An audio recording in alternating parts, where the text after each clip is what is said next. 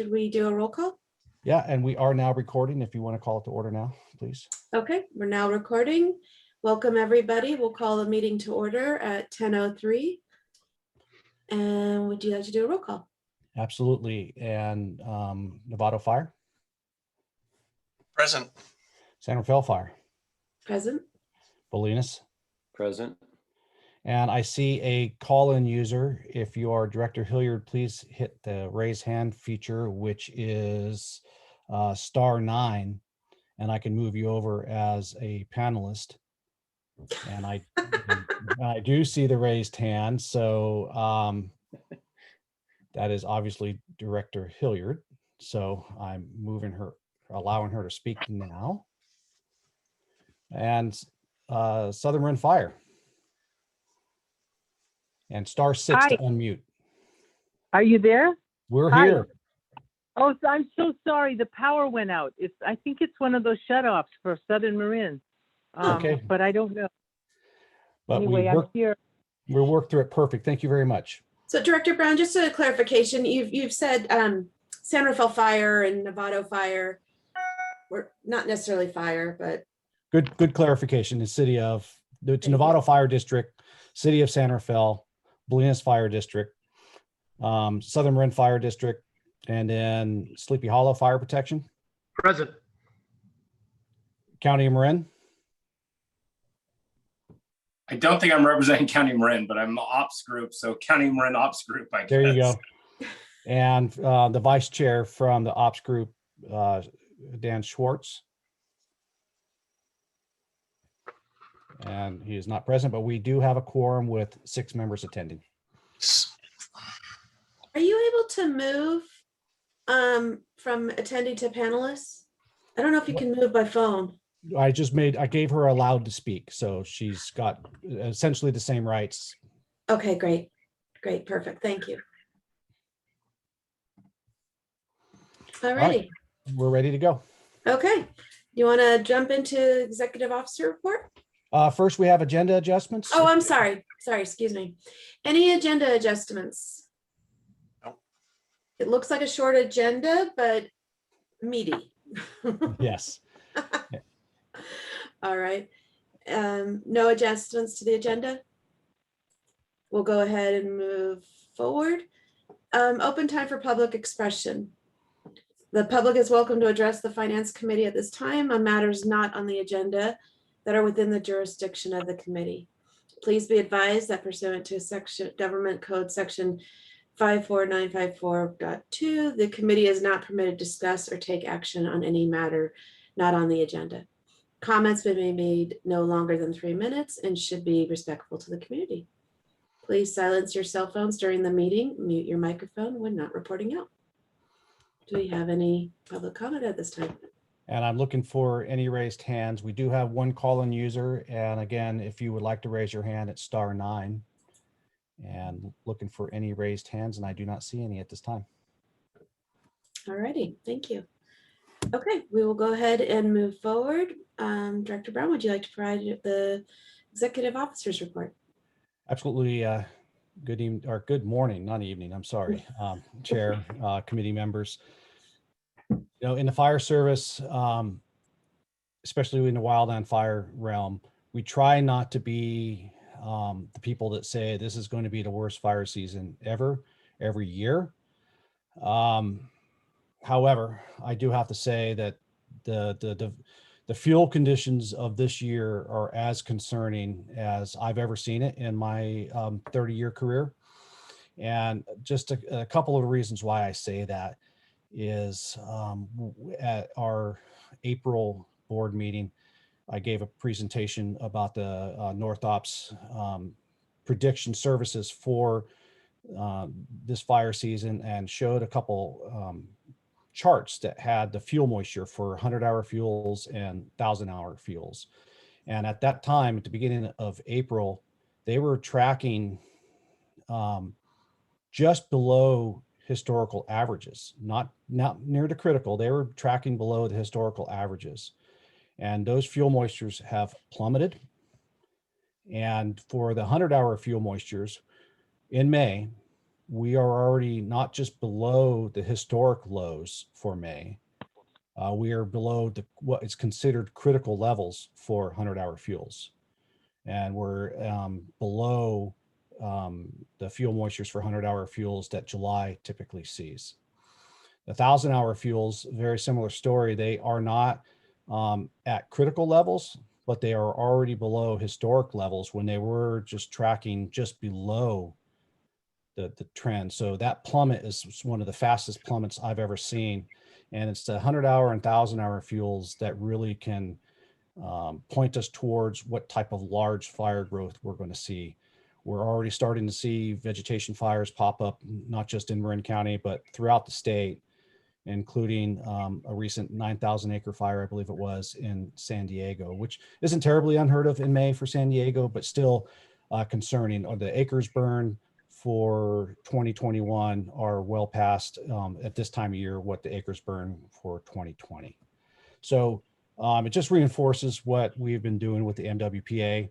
I do not think it changes our sense of urgency because we were already at a max sense of urgency, but I do think we tune up our communications to the public, reminding people of the threats and especially what their actions could do in this dry environment to cause fires, and what their actions they can do around their home to make their home safer and therefore making the community safer. Did want to give you a quick update on. Rachel, may I ask a quick question of Mark? Yes, of course, please. Mark, could you just refresh me, please, the definition of 100-hour and 1,000-hour fuels? Absolutely. We love to classify our fuels by the time it takes for them to hit 2/3 of equilibrium of the relative humidity. So it takes 100 hours of a consistent relative humidity for 100-hour fuel, which is 3 to 8 inches in diameter, Right, to get to 2/3 of that relative humidity. And that when we know that the relative humidity is never straight for 100 hours, it's constantly going up and down. So but it just shows you the reactivity of that fuel is pretty slow. So 1,000-hour is 8 inches and above. And so it's even less reactive, but we're seeing them react actually very quickly. I've never, they're reacting faster than I've ever seen them react before. Thank you. yeah, Mark, you might mention 1 and 10-hour fuels also for David's edification. 1-hour fuels, go ahead, and the relationship to ignition and rate of spread. So 1-hour fuels are our receptive fuel bed. That's our grasses, less than a 1/4 inch. It could be the forest litter on the ground, whether it's leaves, needles, small twigs. And that's the stuff that really primarily carries fire. And when you have that light receptive fuel bed, then it moves into the 10-hour fuels. And if you look at our typical brush, our manzanita, our chamise, our coyote brush, that's our 10-hour fuels. And so it really takes that combination of the 1-hour burning into the 10-hour and the 10-hour getting the 100 and 1,000-hour fuels burning. So we really look at that combination. In California, the 1-hour and 10-hour always dry out. No ifs, ands, or buts. It's the 100-hour and 1,000-hour. That's where the home is. Director Finn? Or a grove of trees has the 1-hour and 10-hour fuels on the ground. We've got big risk. Mm-hmm. Yeah, exactly. I'm asking, thinking of it in context of educating the community. And then I'm done, Tom. Thank you. I'm thinking the same way, David. Chief, is there one category of fuels that is especially ember prone, ember intensive? I would imagine as you climb the ladder in terms of the number of hours and the diameter of the fuels, you're likely to get more embers. We keep hearing out here about ember showers and how that's going to be the end of us. And so I'm interested to know, I'd like to follow the more ember intensive, ember generating fuels. Yep. Right on. So excellent question, because like the 1-hour fuels, Yep. they consume so quickly that they can only spot 10, 20, 30 feet out in front. If they travel any further beyond the flaming front, they self-extinguish before they ever land, and they don't have the heat signature when they land to carry that heat. 10-hour fuels is when you start getting into fuels that can really cause spotting problems. They have the weight and the ability to retain heat so they can spot greater distances. And then different plants, different shrubs, different trees will create different shaped or sized embers that can be carried. And when you start getting into the 100,000-hour fuels and you start having timber burning, that's when we start measuring our spotting distance in miles. Yep. So that really can help paint that picture. And then you throw structures into it. And structures are the ones that really create the heavy embers that can move from greater distances from one house to the next or even further. Thank you. So I think one of the takeaways from this brief conversation may be that we need to somehow identify this language so that the general community can understand a little. I mean, even so, you provided a really good explanation. It still is probably more technical than people are able to sort of give their attention to. So maybe we could take away to the communications group and ask to think about why is this wildfire season different than other wildfire seasons? That's an excellent point. And it actually kind of brings us to the community meetings that where EmberCast is discussed quite a bit during the community meetings that we've been having. San Rafael's was last night, West Marin's was the previous week, and they've been well attended. We had at least 45 members last night through Facebook, plus many others through YouTube that they're not able to get the numbers for that. And Ember Ember broadcast and spotting discussed in great detail, however, not to the level of detail that we just discussed tonight. So perhaps as we roll out a new phase of community meetings, we can get a little deeper dive into that. And then I was going to ask you, Director Kurtz, how you thought the community meeting went last night. I thought it was great. I mean, I attended through Zoom. The one disadvantage of Zoom these days, if you're not a panelist, you can't see how many people are attending. So I was tracking the questions that were coming through. I thought they were very good questions, a lot of information, having it be specific to your particular area and having experts who are familiar with your particular area, I think is a huge advantage and something different than we've done in the past, where we've had representation across the board. But when you have somebody who's directly from San Rafael being able to address a particular corner, a particular trail, and they're very aware of where they're speaking about, it was really helpful. So I had that same takeaway. Having the subject matter expert from that region be available to speak was, I thought, a huge bonus added value to those discussions. The one thing I'm hearing is that people were not aware of it. So I think there's an opportunity to actually, I don't know how to let people know. And I know that there was a lot of information out there, it was pushed out there, but again, how is this one different than all the other ones? I think that was the message, because I've now talked to a couple of people who said, oh, I missed it. I didn't know about it. And so we need to, even though we tried all the ways of doing it, I mean, communication is so hard these days. Yeah. Thank you. Director Finn. Chief, could I go back to the ember casting just briefly? I'd like to pick up on what Rachel suggested about maybe putting into plain English the concept of fuel hours so the public can understand it. I think from a practical standpoint, though, that could help to inform vegetation clearance principles for householders around here. I'm not suggesting that everybody should be cutting down 1,000-hour fuels around their house, but if people understand that the source of the major conflagrations can be ember casting, maybe that will make people more cognizant of their obligations and the techniques to be employed when it comes to defensible space. Thank you for the suggestion. And there is far more information available to the public regarding wildfires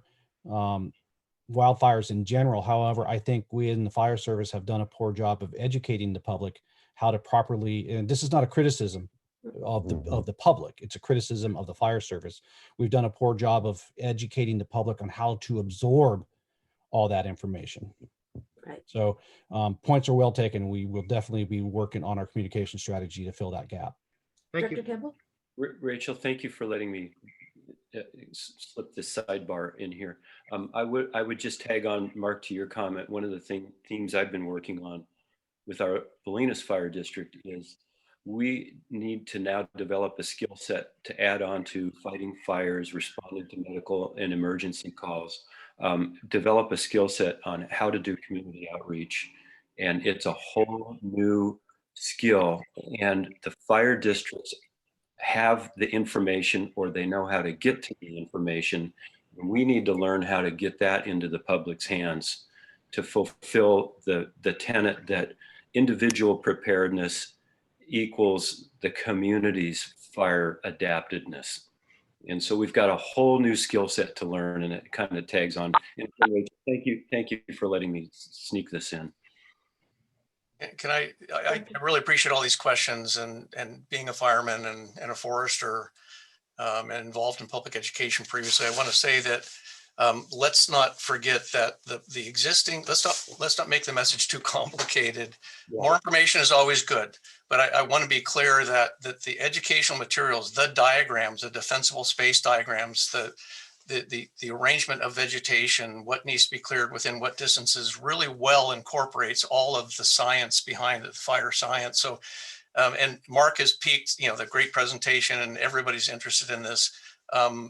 However we can augment it, Mark, I guess I would say that. And part of that messaging is that these issues of 1, 10, 100, and 1,000-hour fuels are already integrated into the educational materials that go out there. So if we can augment it somehow, I think that's important and enhance people's understanding as far as what to address. But let's try to keep in the bounds here. Yeah. Not get off the road, because people need. Yeah. Anyway, I just want to make sure that we understand that fire science, communication is an art, and science is not everybody's. Anyway, I just want to be just kind of keep things simple as we can. I think, yeah, you're absolutely right. And I think, in respect to our agenda, we're going to have to get refocused back onto the agenda. Oh, come on. But I'm going to give the last piece. I mean, this is a message that we're going to have with everything we're doing. Yes. Because we're working with a lot of really professional, technical people, and in communication in my professional life, they used to say you have about 30 seconds to get a message through to somebody. And that is now about 10, between 10 and 15 seconds. And after that, people's mind turns off, or they shift over to another slide, another screen.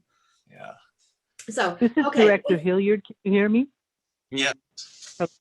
I just wanted to agree that the information is really very well available, but what you can do is we individual members of the board can call the appropriate agency like Fire Safe Marin, or in your area, in my area at Southern Marin, and make sure that we have meetings set up or have answer questions and have our specific information available, or show the public where it is.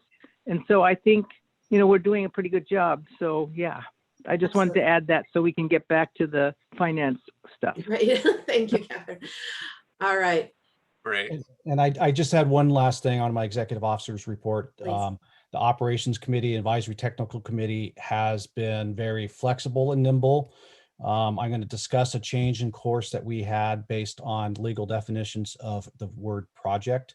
But what I wanted to mention now is that we did change the tentative meeting that we had for the Operations Committee on May 19th, and we've moved it to May 21st to give us 2 more days to build the comprehensive package that will be reviewed at the Operations Committee on the 21st in order to present to the board at our special meeting that we have tentatively scheduled for May 27th, so that we could approve the work plan and the budget by June 1st as per our JPA language.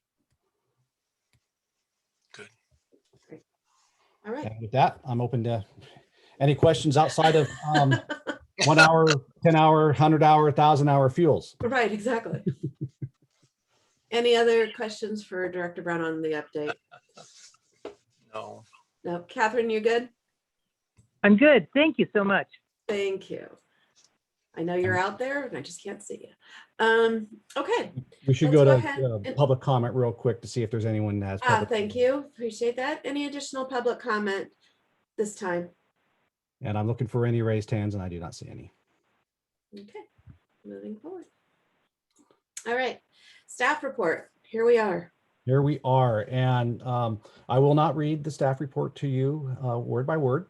However, there's a couple spots that I do want to highlight as we go through this, and then progress into the budget framework. And Elise has popped on for to support us here, support me, and fill in any gaps or misinformation that perhaps I share on accident. But some of the things I wanted to highlight was, and we've discussed this before, but I think it's worth mentioning again, we had projected a $19.3 million budget. The actual revenues were just under 19.7 million.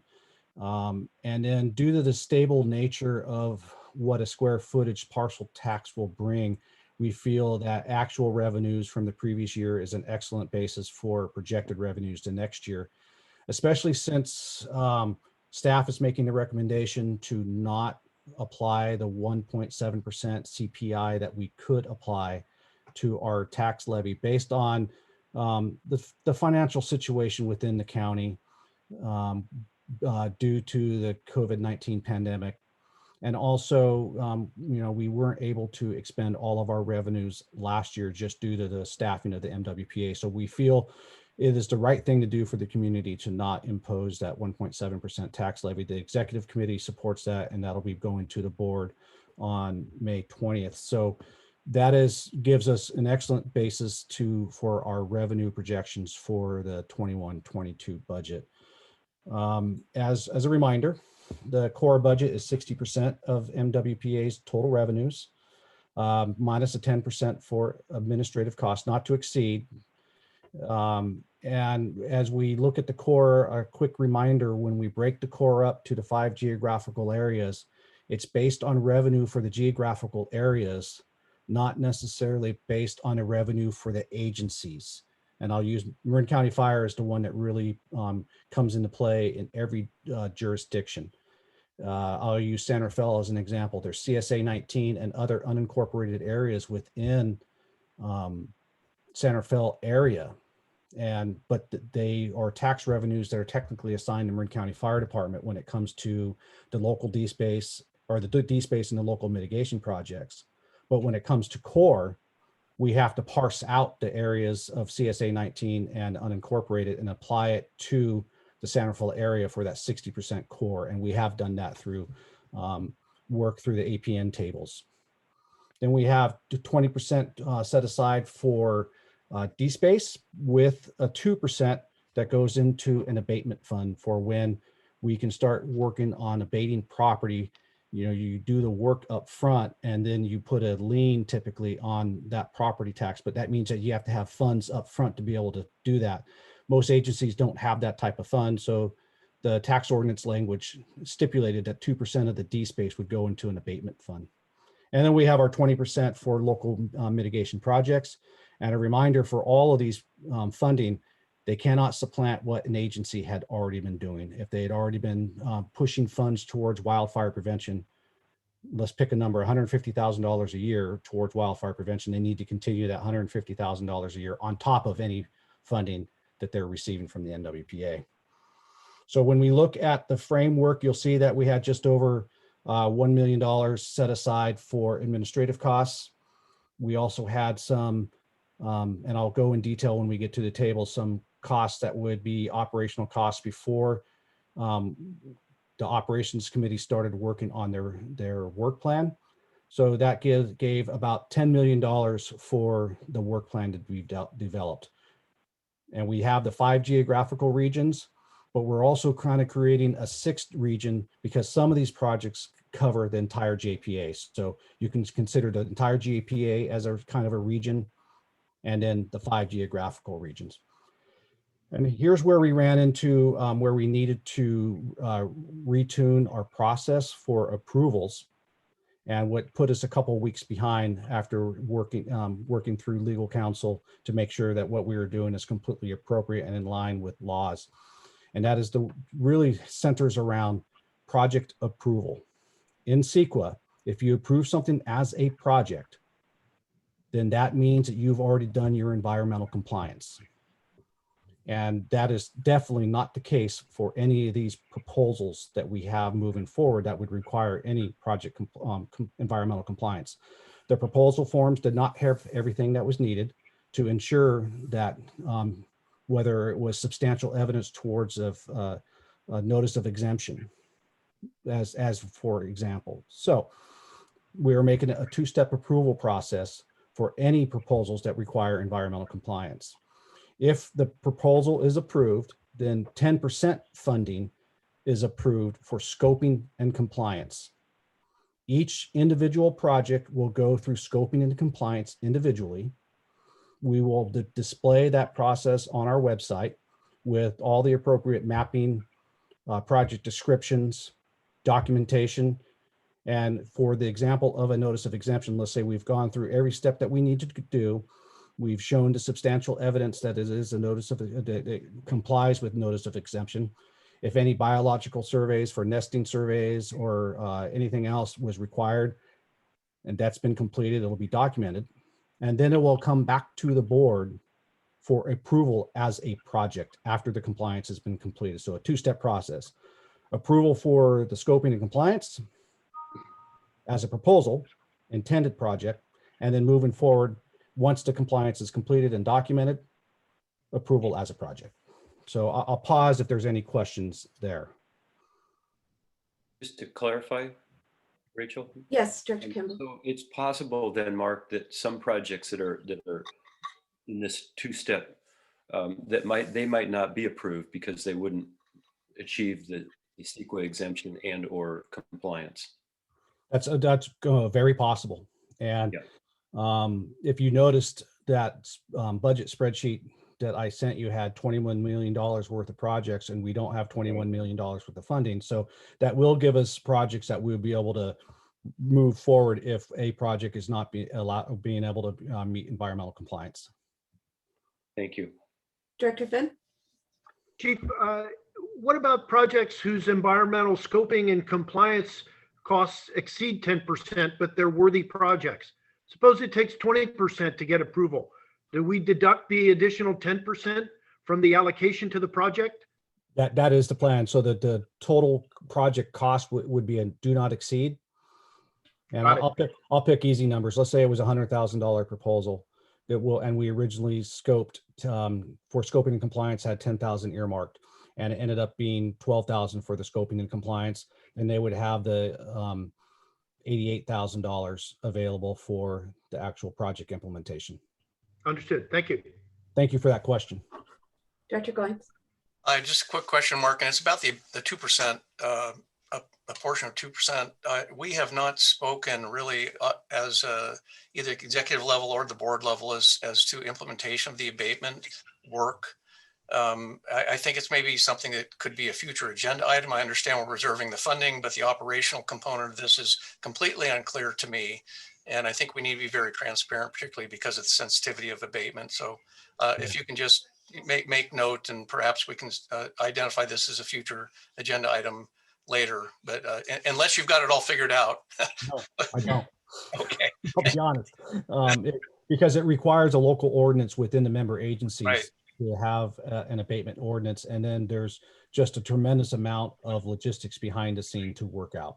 Okay, so let's just earmark that as something that's going to need future deliberation, discussion, clarification. Good question. Good comment. I have one in terms of the time frame.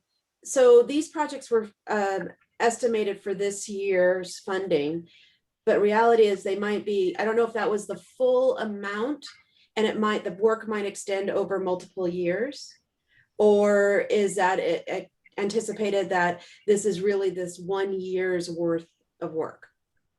We have the full expectation that not all of the projects will be completed within the fiscal year, and so we would roll over those monies within from one budget year to the next within that same category. And when we go through the finance budget table here in a little while, I'll show you exactly how we're doing it from 2021 rolling over into 21-22. So when we're estimating it on the work plan, again, are we estimating for one, is this amount going to be for 1 year? Because if we're going to be looking at the budget for a single year, it would be 1 year's worth of funding.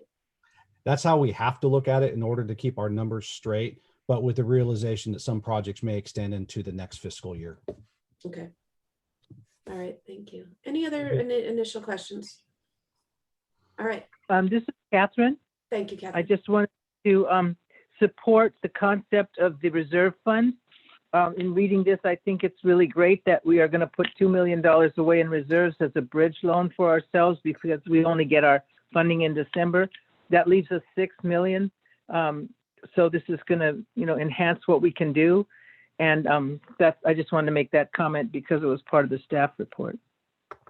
Yeah, and thank you for that. I was actually, I just was pausing for questions about the two-step CEQA proposal, but thank you, Director Hilliard, because that is an excellent point. We, with nearly $8 million of unspent, we feel it's prudent to put $2 million towards a reserve fund, and then we'll need the bridge funding or the fund balance to carry us over from July 1 to when we get our tax dump from the county in December.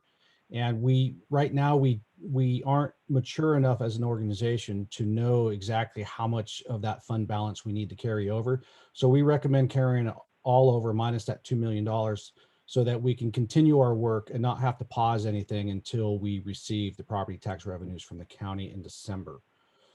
And then any unspent funds from the core, and when we get to the table, I'll specify the specific ones that were from 2021 that did not get spent, or we recommend carrying over into the 21-22. And then likewise, and this is where Lisa is going to have a lot of work with each of the member agencies, any unspent DSpace or local mitigation funding that was not spent in this fiscal will need to be identified and then carried over into the next fiscal and be available for the local agencies to expend. Another So, question, a reverse question on that one. If we have a project that is anticipated will cost more in year 1 and they'd like to pull, an agency would like to pull from year 2 funding, could they extend to that? I feel that would be really something that the board needs to weigh in on, but I feel I would be supportive of that, especially if they properly document in their budget tables that, this much was spent in this fiscal, we're continuing this project into the next fiscal, and this is how much is being spent on that. Or I guess, please, Yes. as an alternative, we are maintaining a reserve fund, and could that serve as the backstop for cost overruns, as opposed to reaching forward? That's my question.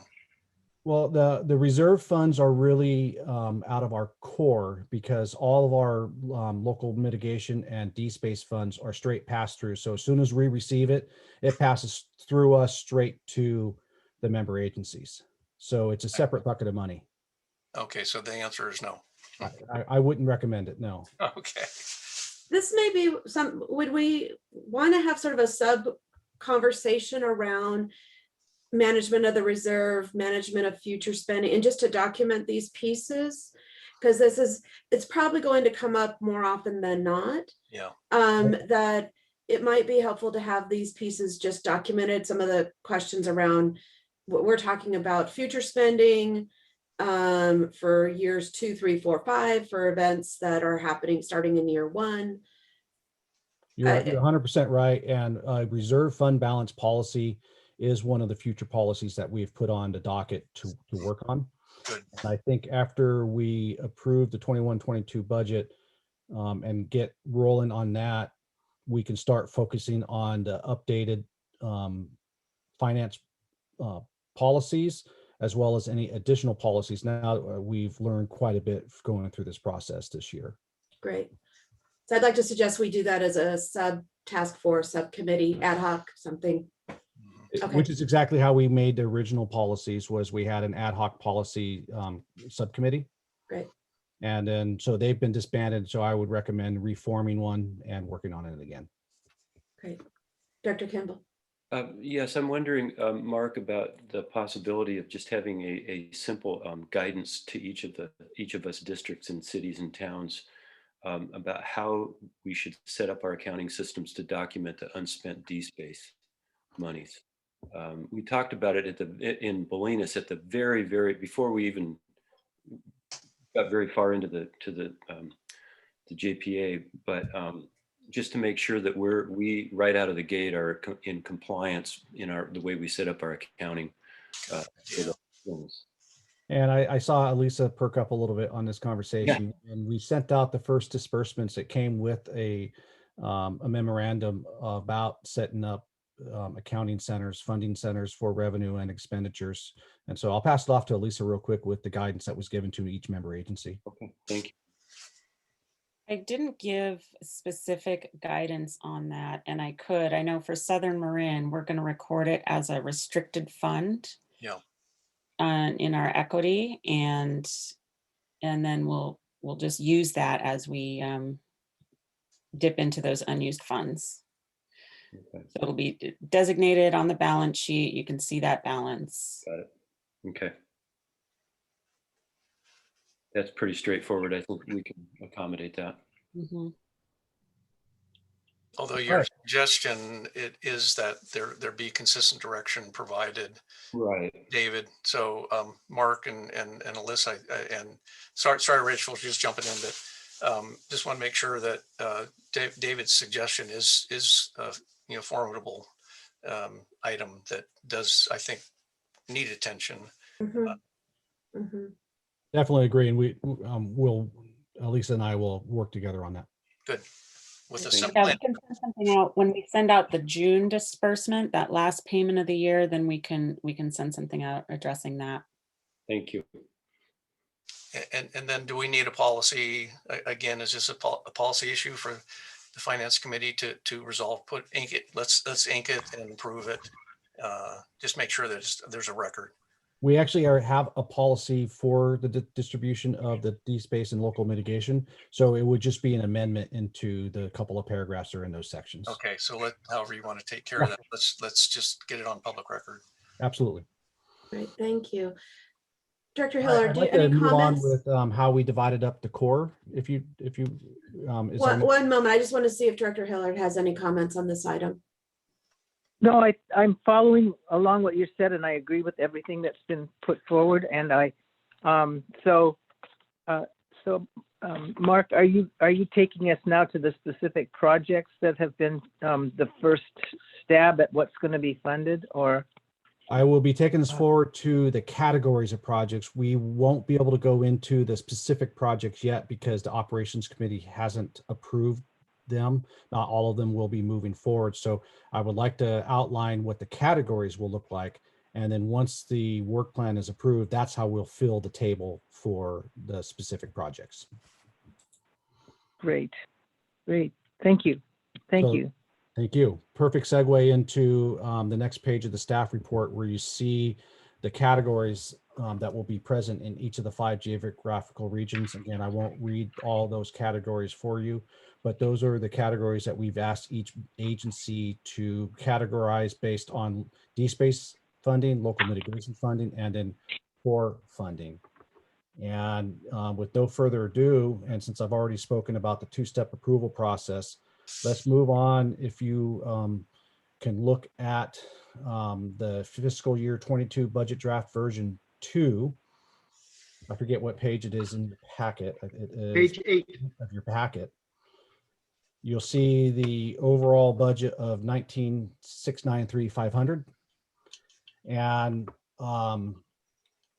for the basis of our discussion, we broke it into the 60% funding for the core, 20% and 20% local and D-space. Before we started giving the numbers to the operations committee for planning for core projects, we took 10% of the 60%, which comes to the $1,063,260 for administrative costs. Then we have some costs that were required that would need to come off the top for the core budgeting. $75,000 as an example for Zone Haven, that is our annual subscription. We budgeted slightly more than $50,000 for the evacuation study, but there will also be rollover from fiscal year 2021. And once we have those numbers computed at the end of year of the closeout, we'll be able to move those numbers forward. Environmental compliance and monitoring, we also had $150,000 in 2021 for that. Whatever is unspent will be moved forward.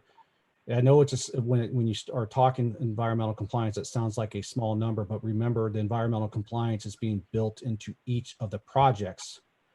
This will be for projects above and beyond. And I'll give you an example. One of Panorama or whatever the chosen firm is, one of their first tasks will be to create a handbook for us on a step-by-step process for permitting and compliance. So those are the type of costs that would be coming out of this bucket rather than the individual core projects.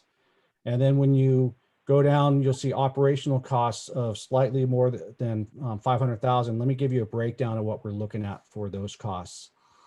$10,000 for facilities costs, that would be rent for Liberty Ship Way or any other facilities costs that we may incur. $50,000 for Grizzly Corps, that's our 2 fellows that we're bringing on board. $100,000 for the communication strategy that we postulated would be an estimated amount to execute our communication strategy. We actually had some people think that we are undershooting on that dollar amount. We have putting $100,000 aside for a potential partnership with a large scale air curtain burner so that we can help remove fuels without emitting a tremendous amount of greenhouse gases. A little bit of research and development type money for instance, $60,000 to set aside for connecting our evacuation maps with lifetime imagery from our cameras that we have, our alert wildfire cameras. $30,000 for training, both for MWPA staff, MWPA contract staff, and also any people like our D-Space evaluators, Grizzly Corps people, so on and so forth.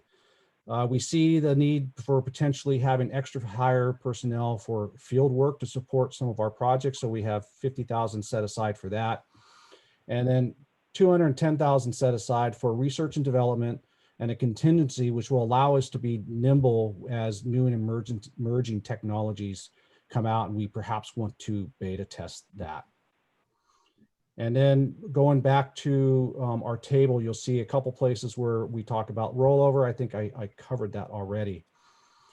So I think the best place to go now to help absorb or digest what we're looking at for the core budgeting, you can go to page 10 of the packet. And this is where you'll see the table that's broken down by region. So some of our core projects will be region wide. Let me give you an example. Chipper Days is a core project that is region wide.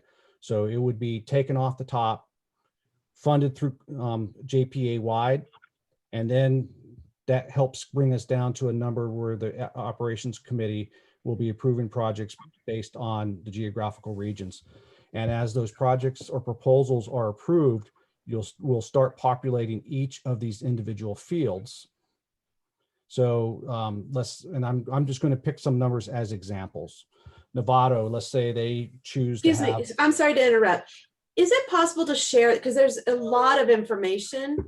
And I know you're near and dear to this on an hourly basis, but I think it might be helpful to just bring this up as a visual. I love that idea. Doing it right now. How's that? Great. Thank you. So here's that table. Excuse me, I have a question. Do you think we should put another column there for MWPA, which means, what you described as, area-wide, so you have another column set aside so it's clear? We absolutely could put that column, and I think that's a great idea. And I know Director Hilliard, you may not be able to see what I'm doing now, but when I scroll to the page 8, this core program that I'm highlighting right here, these are the ones that come off the top.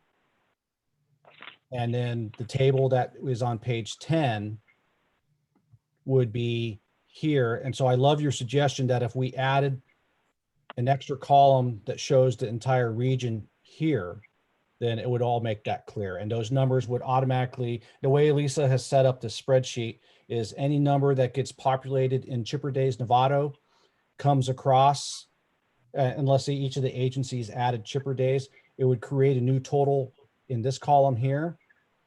The spreadsheet would automatically populate Chipper Days here. Great. So As a that's total. why I'm, That's an excellent comment. Thank you.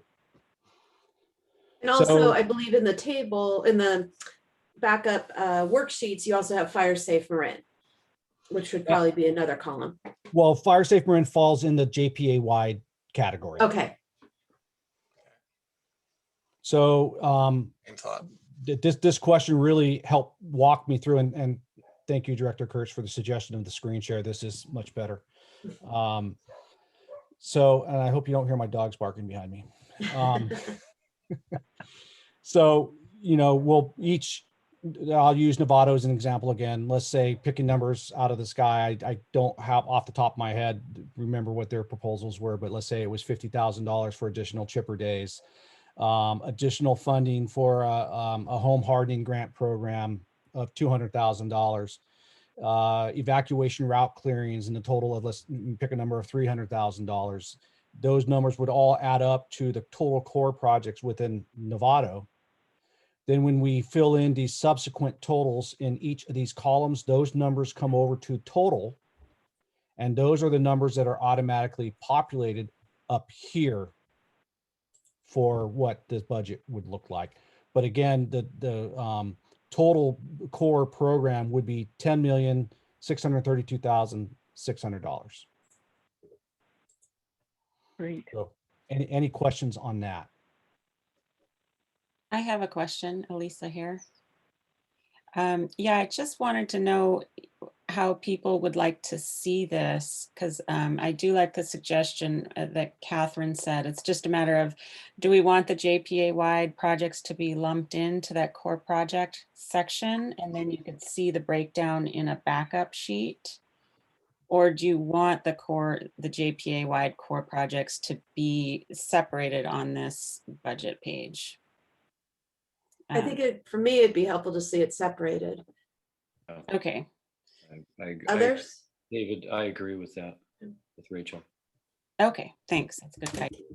And Lisa, I got an idea how we can make that work. I'm sure you already have it figured out, but just by what tables present or what fields translate into that next spreadsheet. So Mark, Rachel, may I ask a question? Please.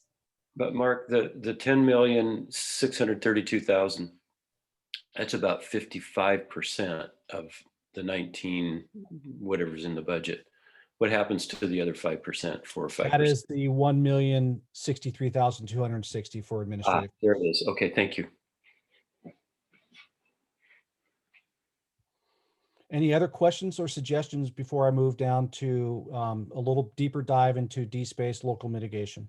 Just, Director Goins?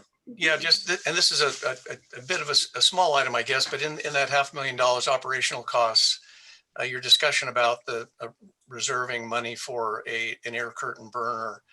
I think we should note that the Environmentally Sound Practices group is working on carbon and biomass management. And we've agreed to, run that through the ATC ops and executive and all to the full board. There will be some recommendations specific to, I believe, as it pertains to carbon management and biomass management. This may or may not be compatible with the recommendations that come forth. And so I just think we need to go slow I think it's fine as far as reserving and noting that there may be a need to manage, but I just want to give credit to ESP and that they are specifically addressing these issues. I've been a part in all those meetings. So just to note, Mark, and I'm not sure whether the decision was made or whether it's actually not even a decision yet. It's just it's a place marker right now. But if I just want to note that more information will be forthcoming, and some decisions will have to be made ultimately. And you filled in the background of what that was. Our discussion with that is to make sure that we were in alignment with the environmental process. We think that it actually will be well supported, and if it isn't, then we'll pivot from there.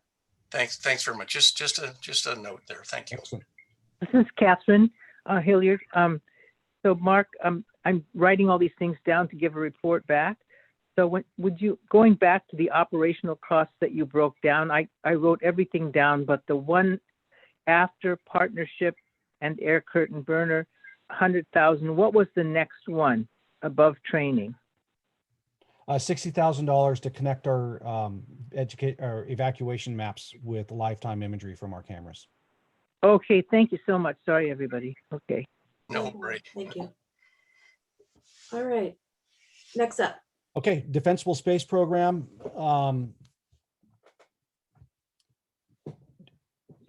Sorry for the pause. Elisa has a table that we could share real quick, but it's one that's been shown before that breaks down what each agency's percentage of this is. And this is what we've been using to process the checks that we've been sending to each of our member agencies. In fact, I just signed 17 checks recently that has 40% of each agency's totals times two, 40% for DSpace, 40% for local wildfire mitigation. So each of your agencies should be receiving that soon. And I have to point out, this is an impressive total that's going out to our member agencies, nearly $8 million a year that's augmenting what we were doing. And I don't think we can underemphasize the importance of our defensible space program. And my personal experience of my community with 9 homes that were destroyed during the glass fire, and we have never, ever had a defensible space evaluation in my neighborhood. And the 9 homes that were destroyed was because 3 homes became involved and spread to the other 6 homes. And the people who made mistakes in their defensible space around their homes did not know they were making mistakes because no one ever told them or educated them. So I cannot highlight the importance of it. And I'm so glad that we're spending nearly $4 million a year to educate our public and help our communities become stronger. And then the local mitigation projects, our local agencies are the subject matter experts that know what needs to get done in their local areas. And this gives them that flexibility. And I keep pounding this drum, but I think it's an important drum to pound. It cannot supplant anything that they had already been doing prior to Measure C passing. And that's incumbent upon MWPA staff to compare what they were doing prior to now and making sure that's all in alignment. And the local mitigation projects still need to be in alignment with the JPA language. Any questions on those? This is Director Hilliard again. What would be really helpful is on the top of all of these charts, if you could have a heading saying what it is. I know it's work plan and all, but this is, it would be say initial distribution as of a certain date, or what would you title this chart? It's excellent, but what would you title it? Catherine, can you give a little bit more specific in terms of which one you're looking at? Okay, I'm on page 11, and Okay. It starts the chart of this really exceptional thing where it tells a little bit about each project and whether it needs an environmental compliance or not. Is that where we are, or am I ahead of you? You're ahead of us, Catherine. You're a page ahead, a couple pages ahead. Oh, never mind. Okay, sorry about that. Okay, And, never mind. No, it might be still valid when we get there. And But on even the core projects chart, if you can put dates, like, so as of a certain date, the finance committee is looking at, what's been done to this date. This really helps because it's a progressive thing. Okay, so, yeah, I understand what you're saying, but I think our budget reports that we have been submitting for each board packet has the current as of the date. This is the future planning for 21, 22, unless I'm misunderstanding your question. Okay, thank you. No, you're probably right. Okay, thanks. And then as far as the way things will look on page 11 that you're talking about, I could show you a draft of what the work plan will look like and how it's going to be organized so that it really meets those categories, that the organization that makes sense.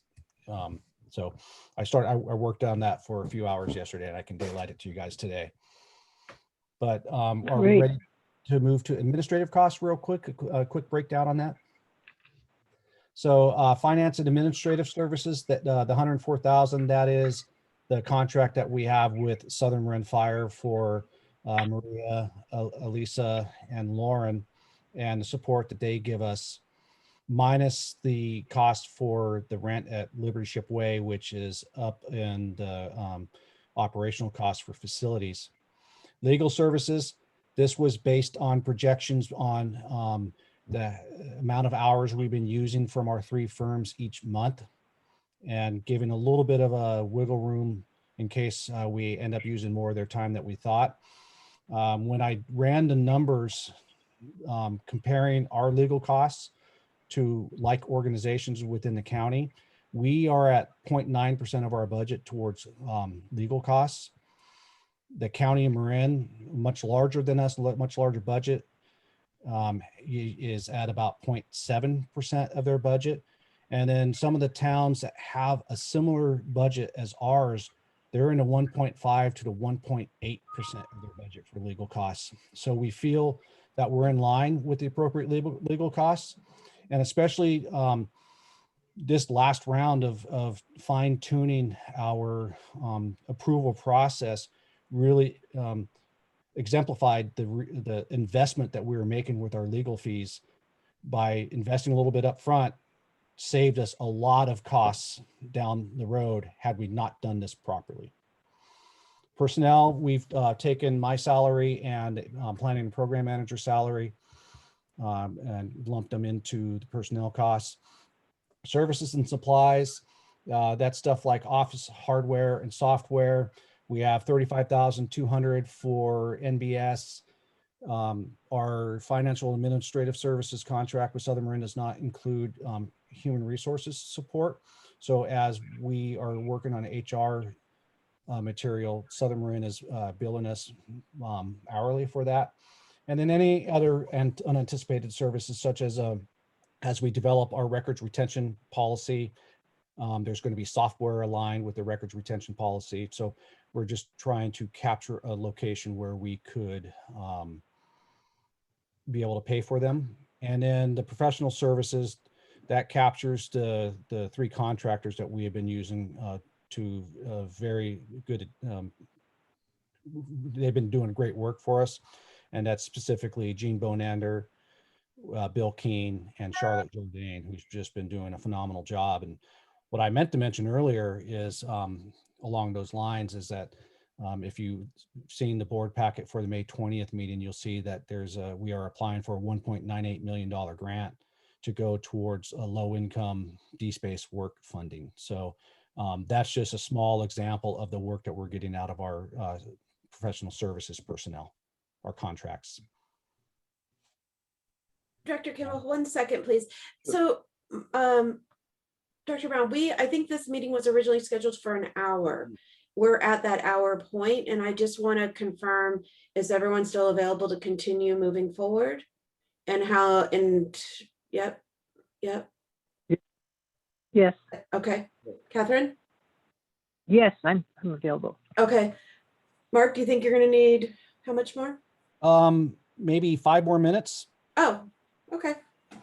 And what I want to show you is the framework that I've created for what next year's or the actual work plan will look like. And I think this will help with the question that Director Hilliard had as far as organizing that big giant spreadsheet I sent you guys. this document will be able to organize it in a much more digestible way. Director And- Kimball, I jumped in on, did you have a comment? I'm going to hold it and let's see where we go. And I'll wait. Okay, thank you. So here is the template for our 2021 work plan. I'm going to scroll quite a bit through some of it. Here's the anything highlighted means that I have work to do. Our executive summary, I'm not going to bore you with that right now. You'll be able to read it later. I just want to get to the key organization of everything. And that lands right here. So any MWPA work plan projects, core proposals, projects and programs for the entire JPA, we'll have a snippet of that spreadsheet that goes right there. And those will be ones that the operations Can committee. you give me a page number, please? Page number? I'm sorry, Director Hilliard, this was something I just created yesterday, so it was not part of the packet. Okay, all right, Maybe we could connect later today offline and I can show this to you. sure. No, listen and learn. That's what I'll do. And then you'll see the Novato area, their snippets of core proposals will, spreadsheets will be put in there. So each of the geographical areas. Then we'll get down to member agency defensible space proposals, projects and programs broken down by the 17 member agencies. I won't read each of the 17 member agencies to you, but it'll be the snippets of the spreadsheet that I shared with you in this packet. And then we get down to the same thing for member agency local mitigation, 17 member agencies, each of their spreadsheets, the pertinent data will be here. And then when you get down to the appendices,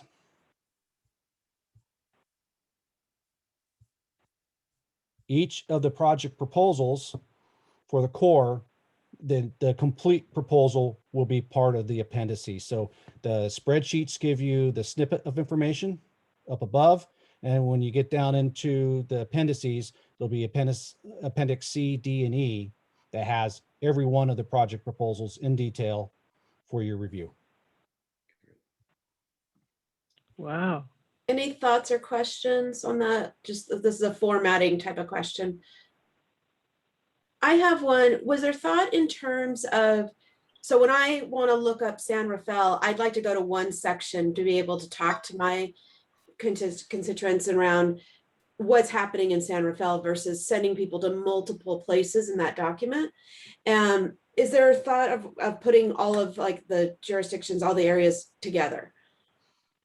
I could do that. Versus just, you know, so it's Novato, it's San Rafael, it's Central Marin, and just regroup them that way and still the same information. But I think it would be easy because I don't think the community is going to necessarily think about it in terms of DSpace, core. Those are not general community terms. They're going to think of what work is happening. Let me show you a spreadsheet that I went very quick over, and maybe that covers what you're looking for.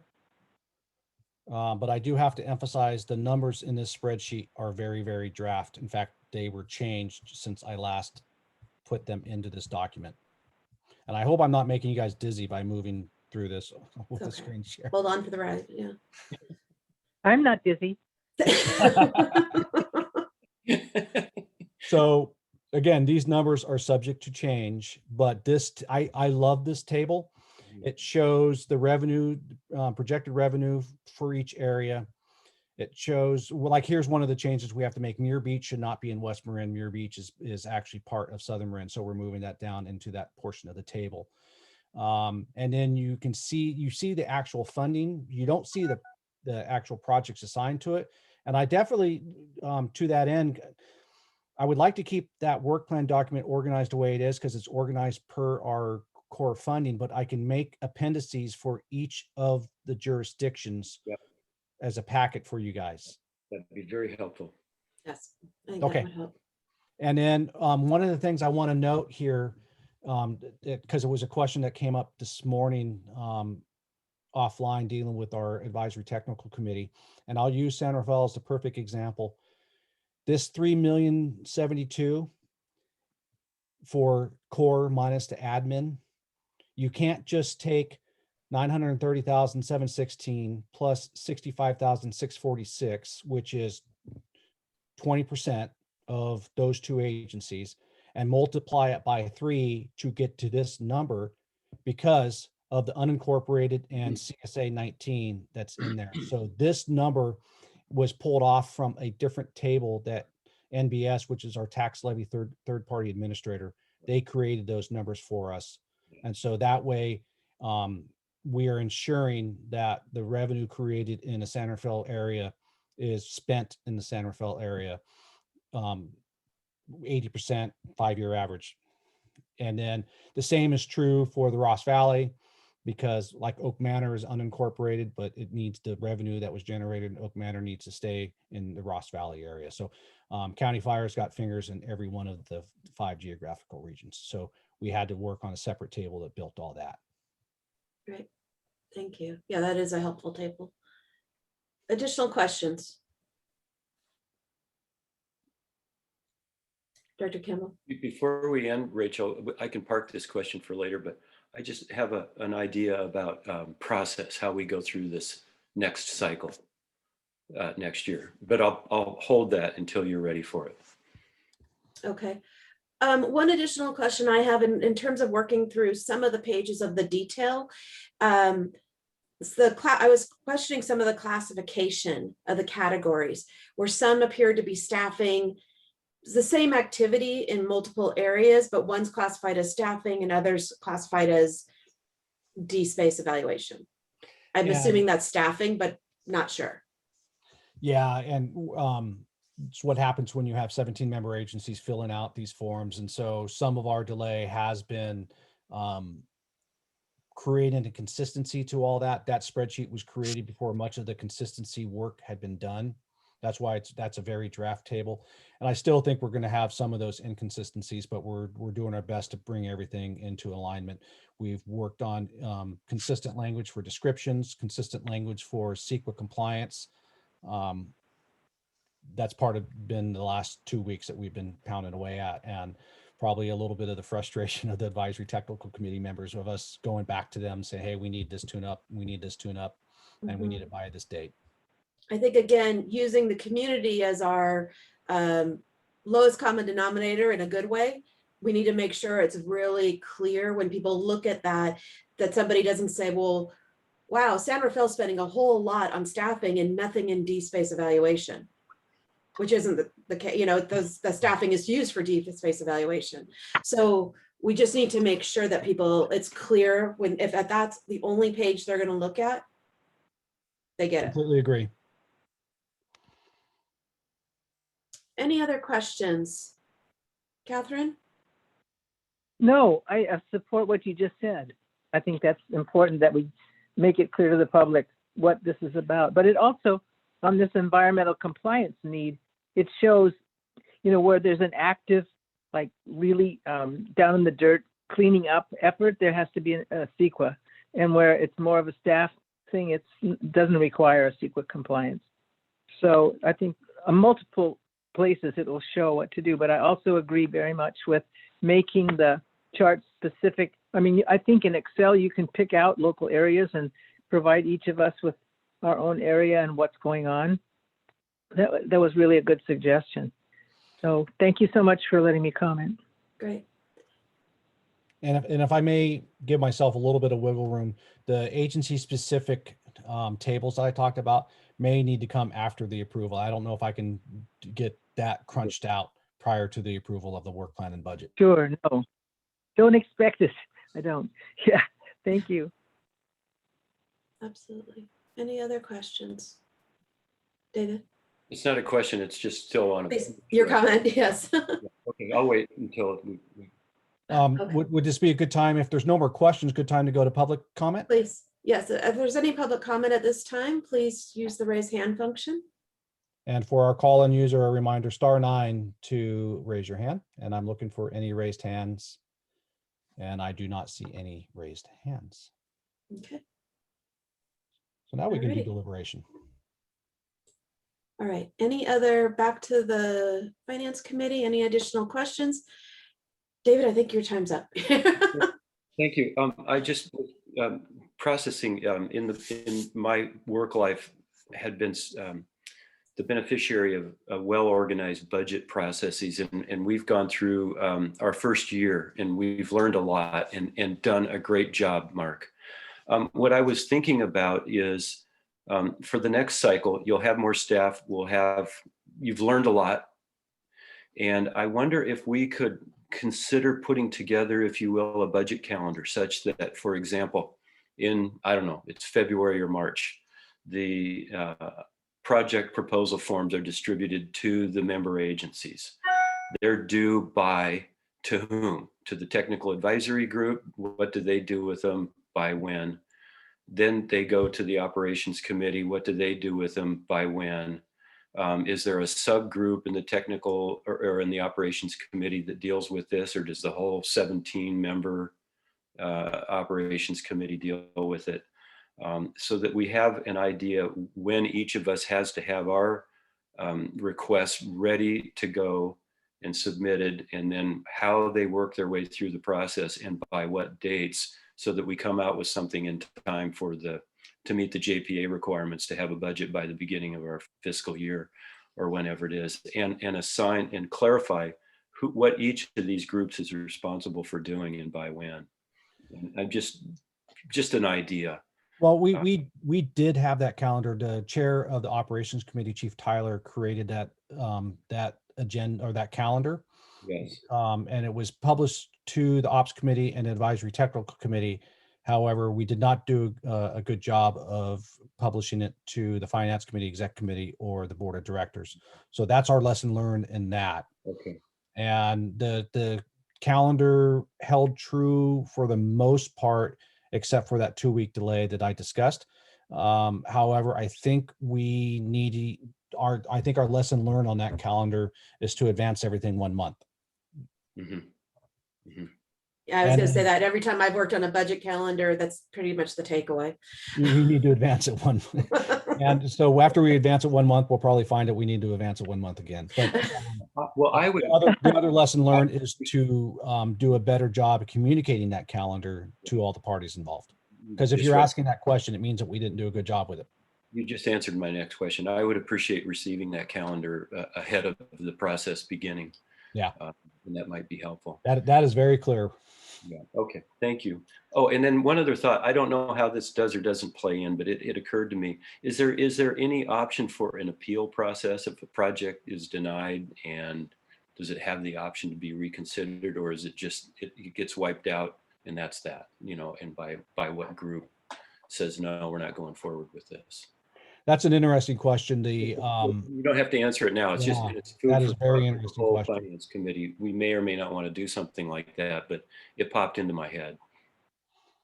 And where that's arbitrated. I mean, if it's at the technical Right. committee, the ops committee, Exactly. I don't think it would Maybe be. we don't want to go there, but it's just a thought. Yeah, no, I think it's a very good question in terms of bringing that into a policy conversation as well. Yeah. So not to be answered now, but just food for thought. Any other thoughts, questions? I just want to congratulate Mark and Elisa for presenting all this information. I find the chart that you have with the brief description of the proposals and all of the information really wonderful. And if I could, Mark, could I talk to you after the meeting? Absolutely. And you brought up something I should have said earlier. I may have been doing all the talking, but Elisa's been doing all the work and creating that framework for you guys to see in a way that's digestible. So thank you very much. Thank Oh, you. I'm Phyllis. excited about this challenge. This challenge at EDC it's good. So my pleasure. I think for such a brand new undertaking with so many moving parts and so many agencies, I think it's remarkable what you pulled together. Yeah, it's really great. Me too. I'll hear. I'll second that. But it's not approved yet. We still need to keep going. We need to keep going.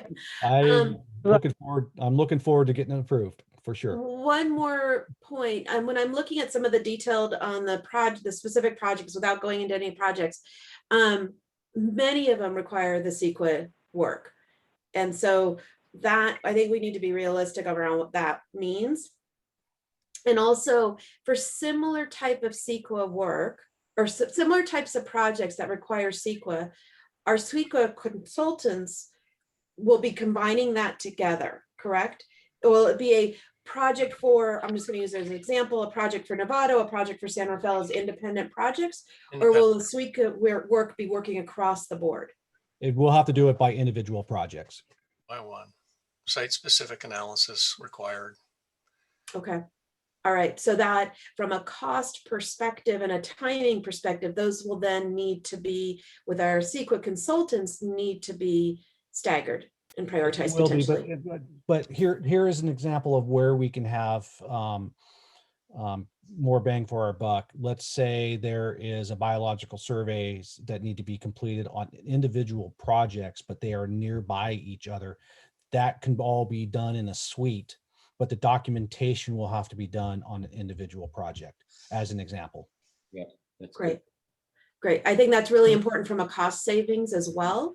So, because we've just allocated potentially 10% for each project, but it may, that 10% may address multiple steps. Correct. Okay. So that might be an interesting one to track as well, to think about that. And we do have a hand raised for public comment, even though I mean, I think we can be definitely. Absolutely. Yes. Thank you, Carolyn. Do you have to unmute? Carolyn, unmute and you're good to go. Can you hear me now? We Yes. hear you. We can hear you, Okay. Carol. Rachel, I just wanted to respond to what you were indicating there. You know, there's such a thing as a program environmental impact statement that might get you the efficiency that you're looking for, because the EIR would be done on, say, a shaded fuel break. It would be a more broad analysis, and it would identify the different types of impacts that could happen and what the mitigating measures would need to be. There still needs to be some project level review with the program EIR.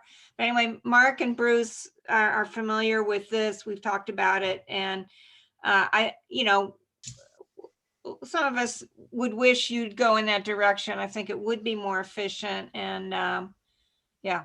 So Thank you. I just wanted to bring that up. Appreciate the feedback. And I'm sure Panorama is also very aware of this request. Okay. Great. If not, we'll be passing it along. Right. Okay. Thank you, Carolyn. Sure. No problem. Yeah, duly noted, Carolyn. And there's been a lot of dialogue at the executive level and the full committee level in this regard. We're on a track to really to take an inventory of what's working well, what's not, where there may be some efficiencies. And, you know, I think we are looking at, you know, a term of a year and a half out, we're going to be making these kinds of decisions. So but thank you for that great reminder. Thank you. All right, very good. Any other questions from the committee or from outside public? All right. So no approvals for today, right? We're not. Nope, we were just looking for the guidance and the recommendations and review that you guys have provided. You've given us great feedback that we will incorporate as we move forward. Great. We express excitement for the body of work that I know, Mark, that you did not provide the budget framework or the draft budget in a readable format, but it was readable enough for me to be able to read every single project, what's being proposed by every entity. And I am just really thrilled at the body of work. But besides the fiscal component, and I know that Jason is on the line here, and I just want to express as an individual board member, just how really happy, Jason, I am as an individual, as a director, for the phenomenal amount of depth and breadth of work that's been done by you and by Bill and all of your peers. So I just want to say that I'm thrilled at the body of work, and we can stand this up as a, you know, when folks ask what are we doing, and we've been asked that before, instead of getting organized and getting, you know, hiring staff and getting legal counsel, et cetera. You know, this is a formidable body of work. And I just want to personally thank you. And I'm sure that the other board members feel that way also. I wholeheartedly. I do agree wholeheartedly. Yep. Was done by the ATC and Bill, Tyler, and Lynn, and Ruben Martin, and the list goes on. So a lot of hands involved, and I will pass on all your appreciation to those that did the heavy lifting.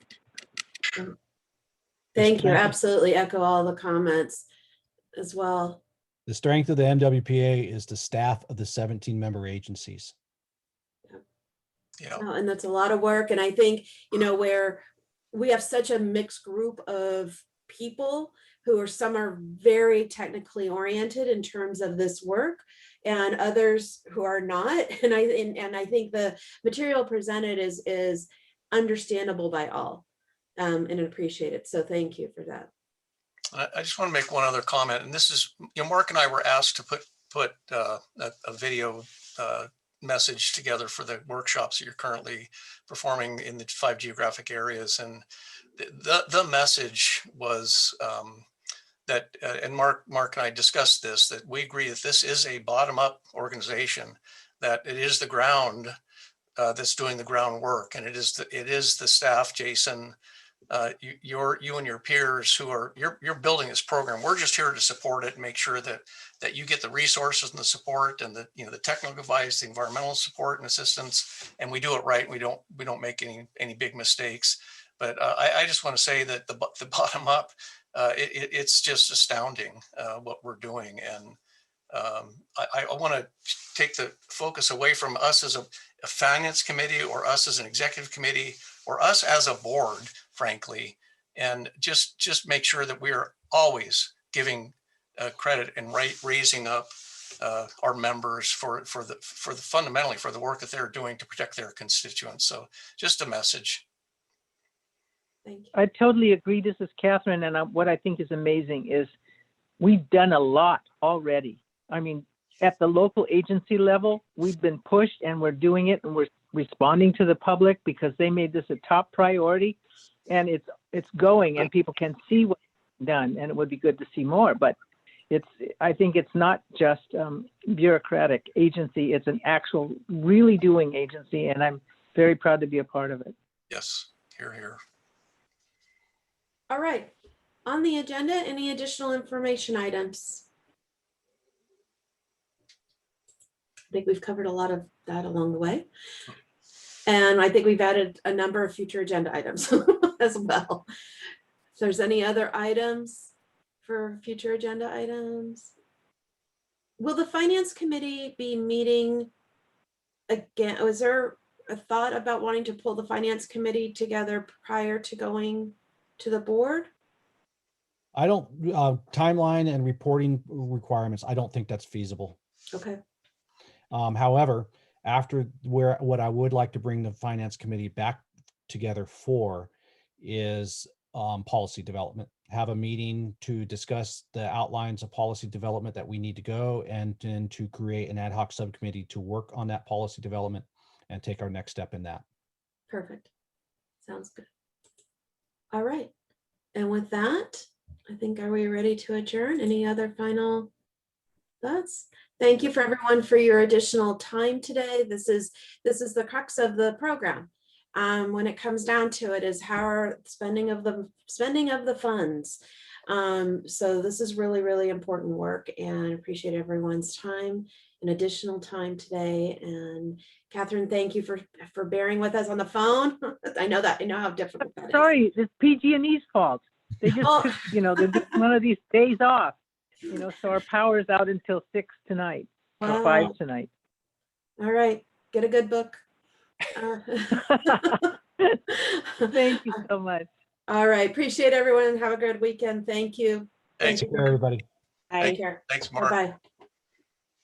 Bye.